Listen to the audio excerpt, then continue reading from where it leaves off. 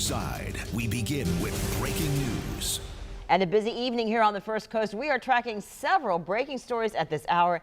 Thank you so much for joining us. I'm Jeannie Blaylock. I'm Heather Crawford. We're glad you're with us. Now, two of these stories involve two separate shootings involving Jacksonville officers, both happening within 12 hours of each other. And in each case, officers fired shots at armed suspects. In one of the cases, the suspect is dead. In the other, the officer was injured in the shooting. Tonight, we're breaking down both of these shootings on First Coast News at 5.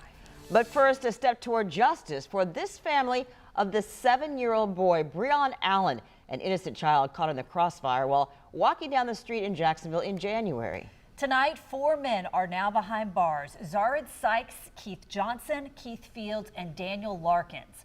All of them charged with second-degree murder. Our Zach Wilcox is joining us now live. And Zach, you were there as the sheriff announced these arrests today, and you also spoke with the boys' parents. Yeah, Jeannie, they told me it was a bit of a mix of emotions here because the past month and a half or so has really been a trying time for them ever since they lost their son. But at least now they have some answers as to what exactly happened when their son was simply walking along the sidewalk and was shot and killed.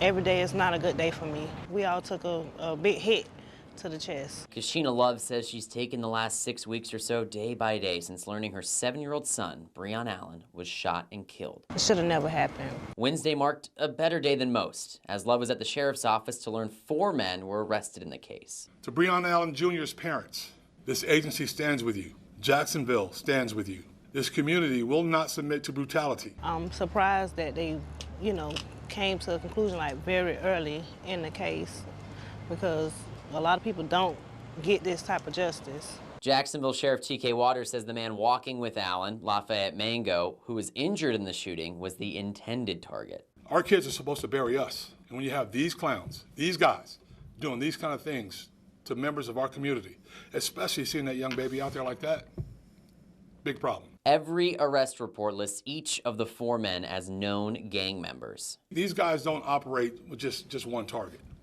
They do this stuff continuously, over and over and over again. Those 4 won't.